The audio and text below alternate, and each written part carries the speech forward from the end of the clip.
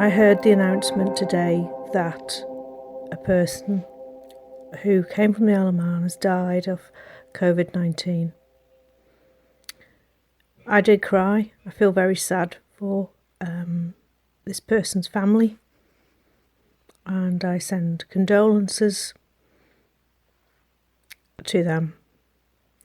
I've lit a candle at 8 o'clock tonight, and I've had my own personal minute silence for them, to be thinking of them in this time. I hope there won't be many more. Yeah, it's very upsetting this week about the person that's died in hospital. I really thought about them and their family this week. I really just hope the numbers don't go up and we can get a hold of this thing, really. Today is a very sad day for everyone on the Isle of Man, and it's made everyone, if they didn't already realise how real this is. It's happening to us, it's happening to everyone in the world. There is literally not one person on this planet right now who's not in some way impacted by this.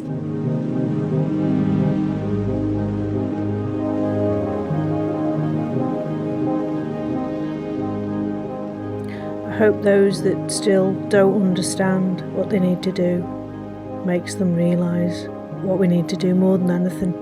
Stay away from other people, keep to our own households, so we don't pass this on to other people.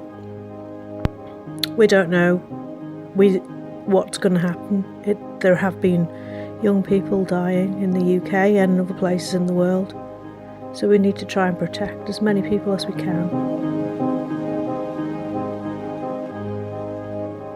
It's a very sad day, and let's hope that it'll get better and that we'll know where this unseen enemy is in our community.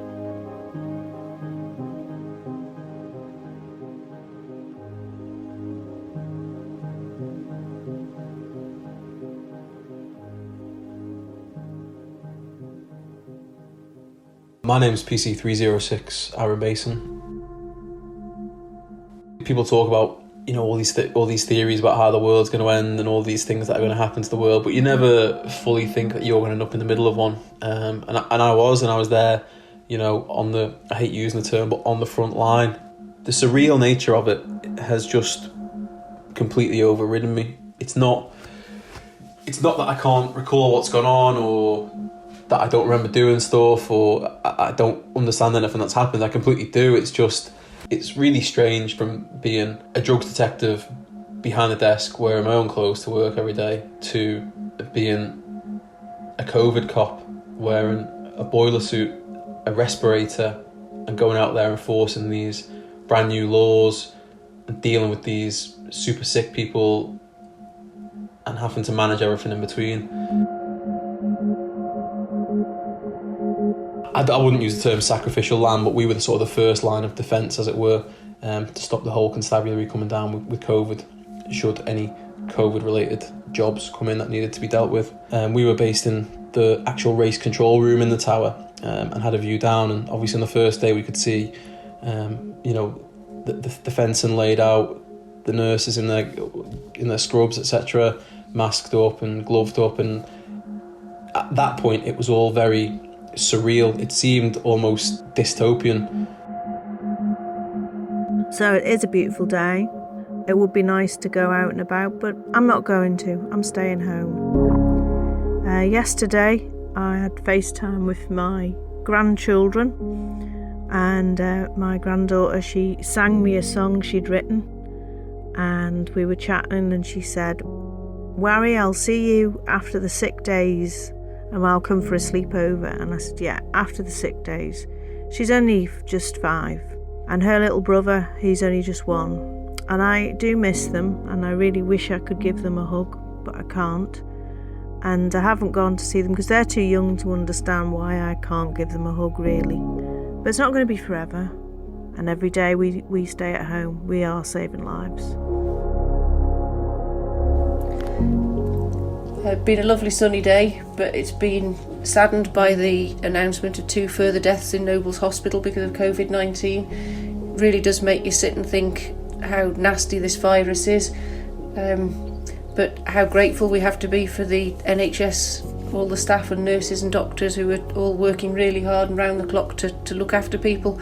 And I think it just brings home again the fact how we must stay at home and social distance and play our part.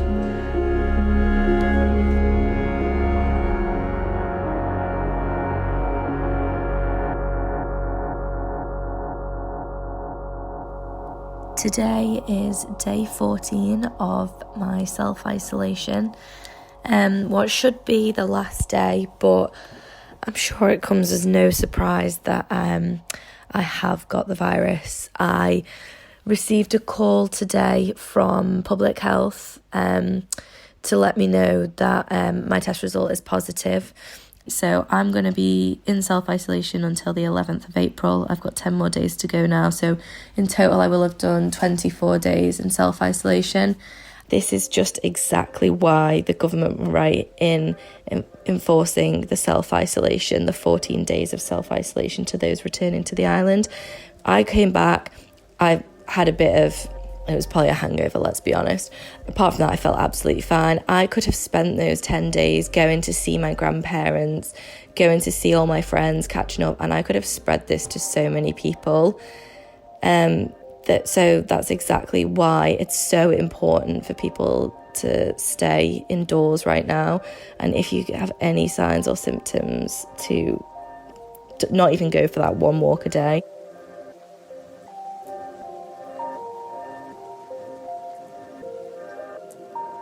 I got to work through out of it with, just by chance, with one of my really close friends, Sergeant Lee Wright, and we got sent to a welfare check on a gentleman who it was suspected he'd actually passed away. He'd been in Spain, he was elderly, he'd come back, had symptoms, had put himself into self-isolation, was feeling quite ill, and one of his friends was dropping food parcels around. She'd dropped a food parcel around that he hadn't collected. She couldn't contact him via phone. No one else that knew him could get in touch with him via the phone. So they've been really concerned that he's obviously deceased. They call us, we go around, we get to his door, we start knocking on his door. I'm knocking on it for a good few minutes and there's no answer. So I turned to Lee and said, you know, we might have to go and get the MOE kit here. That's method of entry, for those that don't know, the big red key, as we call it, the thing that bangs doors down, essentially.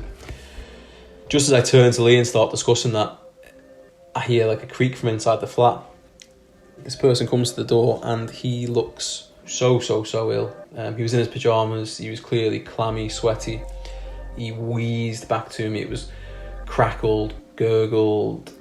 It just sounded horrific when he spoke, which he could barely do, to be fair. He was struggling to get words out. I said, "Are you okay?" And he said, "The only thing I've got energy to do is sleep." And I said, "Is that why you've taken so long to answer the door?" And he said, "Yes, I think I'm about to fall over." So at that point I just said to him, "Look, go into your house, go and sit down, we'll call you an ambulance."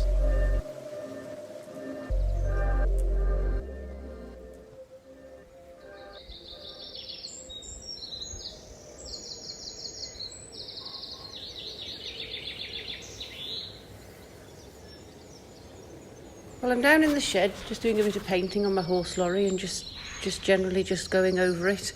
Listening to all the birds singing and watching the swallows all returning and just thinking about what life was like back in October when they all left and went on their winter mission. So many things have changed. The passing of my father in January, the coronavirus, how the impact that's having on us all. Lots and lots of thoughts. It makes you wonder what's going to happen when we come out of this with all the mail that's coming in at the moment and people ordering online. Will people return to shopping at the local stores, or will they continue to shop online? With all the people working at home, will businesses realise that there's corners they can reduce overheads with, and so reduce the size of their offices, so rental space and reduce the rates, and so have more people working from home and smaller offices. It makes you wonder what will happen in the weeks and months to come, and how things will or won't change, and how people will or won't adapt. It's all going to be very interesting and hard times, I think, ahead for everyone. But let's just hope we can get over this. Let's listen to the birds, enjoy the peace and quiet of the countryside. And I suppose if people aren't going into work but working from home more, it can only have an advantage on the environment. There won't be as many cars travelling, so we may still be able to have all this lovely fresh air and difference in the climate that we're seeing at the moment, which I think everybody is probably feeling, not just here but elsewhere. People are certainly talking about the air quality getting better.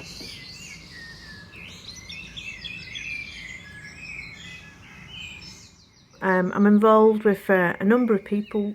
We're part of a virtual pub. It's called the Rock Inn. Yeah, it's the Rock Inn Lock-In. And every Friday night we have a virtual quiz night. So we have real questions and everything, and it's quite nice because we get quite a few people taking part. It's just a little place for people. It's not about what's going on elsewhere. It's just a bit of fun, really.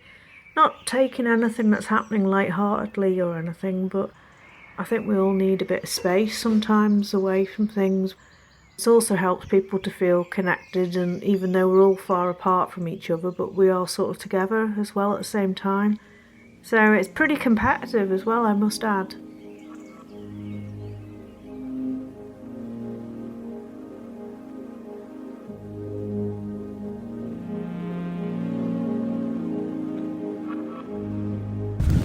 Just coming away from the night shelter again, walking up Derby Road. It's cold and it's raining, and I'm feeling tetchy because we've had a gentleman in last night and he's had to go off into the day. Now he can't go into any friend's house because you're not allowed to go into people's friends' houses. He can't go into any cafes for any length of time because it's takeaway only. There is nowhere for this poor guy to get undercover, and it's really not okay. It's really not healthy. It just goes to show me how much Gry's needed, really. One of our senior folks said, we do risky things with risky people. We take risks, we give second chances. We don't look after people because they deserve it. We look after them because they need it. And I'm sure he's done loads of wrong stuff. And I'm sure in his life, as have we all, and I'm sure he can be a handful. But how can he not end up offending if he's been put back on the streets on a cold and rainy day and there is nowhere for him to go? There is no solution.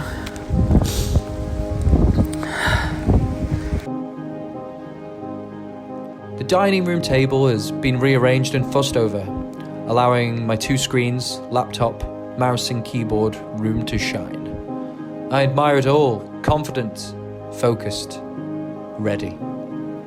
The low-lying sun beams egg yolk rays, adding not only a sense of ethereal wonder, but also a considerable visual hindrance. I shut the blind down and sit, contented by this imposed lonesome sadness. Now it's starting to feel like my work. I'm at best inefficient. I fidget, procrastinate, and I'm drawn to the biscuit cupboard like a moth to an inferno. It's 9:27 a.m. and I'm on chocolate digestive number 4. Things are out of hand. Okay, well, it says it's recording the call now, but it must be. My name is Max Kelly. I'm usually head teacher at Lapsey School and Doon School. This week I find myself being, what are they calling us, hub lead at Ontram School. But it's just very peculiar being in a different school at such short notice, working with staff who are unfamiliar to me, children who are unfamiliar to the different staff teams and unfamiliar to me. It's just that sense of being in a situation that's a bit out of the ordinary, I suppose. What should we do? Shall we go to each table? That would work. I'll just show you how they're all set out. So there we go. They're waving at you. Who's going to be brave and go first? Chloe, let's start with you. Your hand I just saw. Okay. I'm 11. I usually go to Doon, and my parents both work for the NHS. I think it's pretty important because, they've got to help people if they, think they have the coronavirus or anything like that.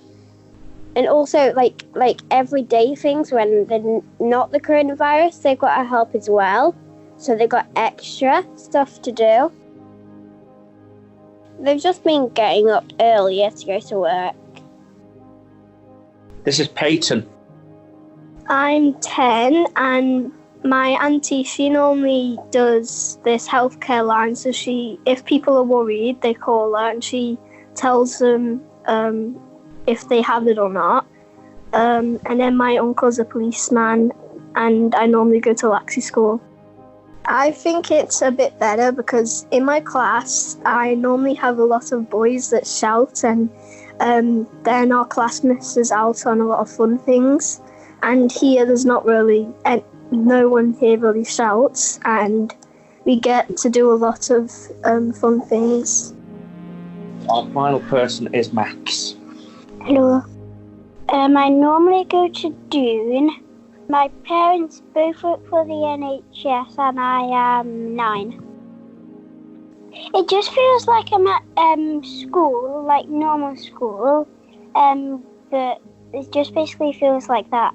I think it will be at least up to summer because we're writing this leaflet about an extinct animal, that I actually find out more information that I already know on the leatherback turtle. They actually don't have a shell, they just have a back which looks like a shell.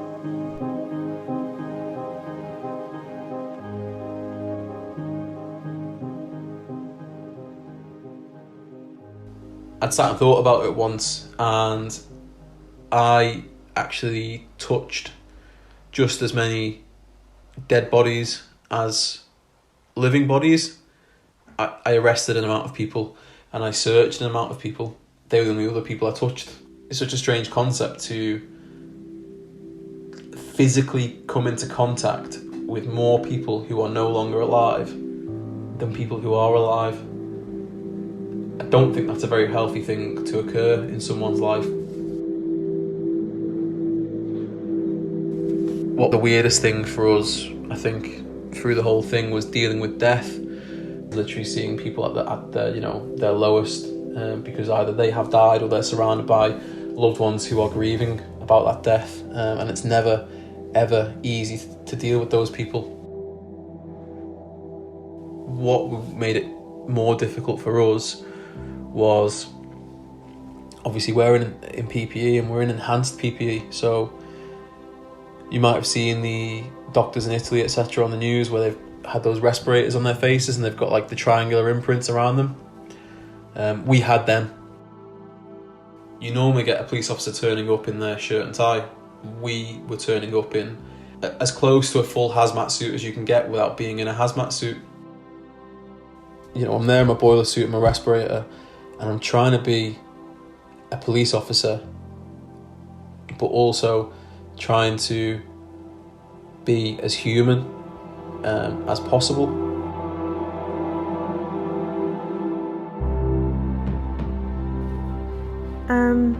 Well, yesterday I found out an old friend who'd been ill for a long time, for over a year, had passed away. So I feel quite sad about that because it's difficult for his family, but also I feel sad the fact that I haven't seen them for a while and that I can't go around to see them now, the family, and talk to them. And also reflecting back on how when we're at work and when we're busy, sometimes we're too busy to go see people and spend time with them.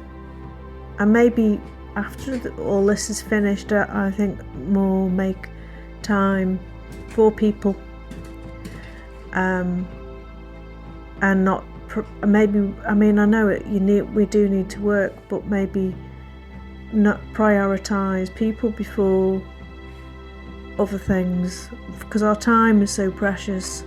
It's the most precious thing we have, and we need to spend it with the people that we care about and that matter to us.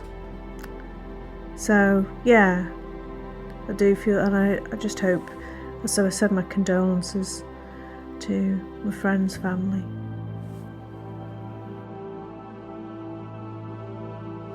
With the news today that construction might be going back to work at the end of next week, I find it quite a worrying thought, really, because construction sites, just by their means, you're working in close proximity to each other.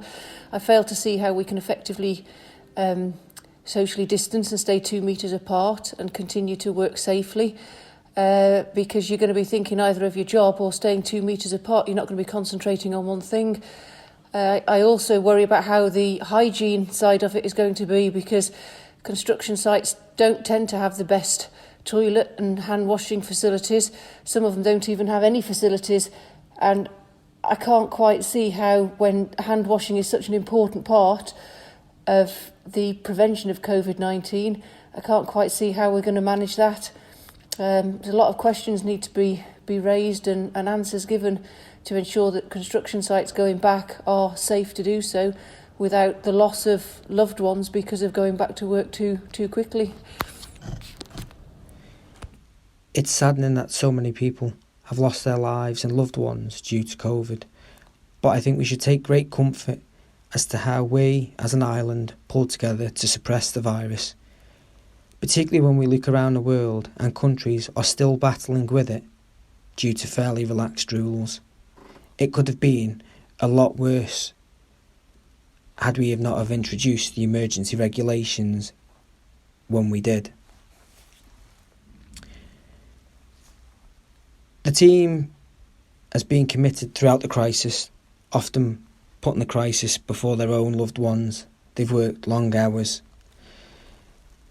They've done it with enthusiasm despite the challenging circumstances and the sadness of the situation. And they've always remembered the overall objective is to keep the people of our island safe and to suppress the virus. And I think this is what we've done. From a sergeant's point of view, I genuinely couldn't have asked for better officers to be on the COVID team. People often ask us, were we scared of catching COVID? I wouldn't say we were, to be honest. We were constantly mindful of the virus, suppressing it, and not to inadvertently spread it. That was at the forefront of our mind. Every single one of us knew that we may get it at some point due to the job. Doing police work, day in and day out, you deal with hazardous situations. You can't shy away from it. At the end of the day, we're professionals. We're entrusted by the public to keep people safe. Our work always involves an element of risk, but we should never be fearful of it. It's been refreshing to see the community spirit's been rejuvenated through this crisis. It's sad that it's had to take the COVID crisis to do it, but it's brought the community together. It's brought positivity to the community, and it's brought families together. You know, when we've been driving around, it's actually been nice seeing families out as a whole all walking together, teenagers included. A good bit of quality time together, and in modern day life we often overlook that or undervalue it. I must admit, I used to slate the Isle of Man. I don't know, I never enjoyed, I don't know how to say this. I basically left the Isle of Man in December thinking the Isle of Man wasn't the place for me, and it's so crazy that in these 2 weeks the sense of community that I have felt here has brought back a love for it that I haven't felt for quite a long time. And as horrible as these times are, we live in a place where everyone just comes together so well. The world is coming together in this. Like I said, everyone is affected by it, but we're very unique in the setup that we have here. And I do think this positivity is what's going to get us through. I'm just on my way back up Derby Road after another night at the shelter. It is absolutely glorious. The sky is as blue can be. The birds are shouting their little heads off for pure happiness. The sun's just coming down on me through the leaves of the oak tree in Glenfalcon. Oh, it's just a joy to be alive.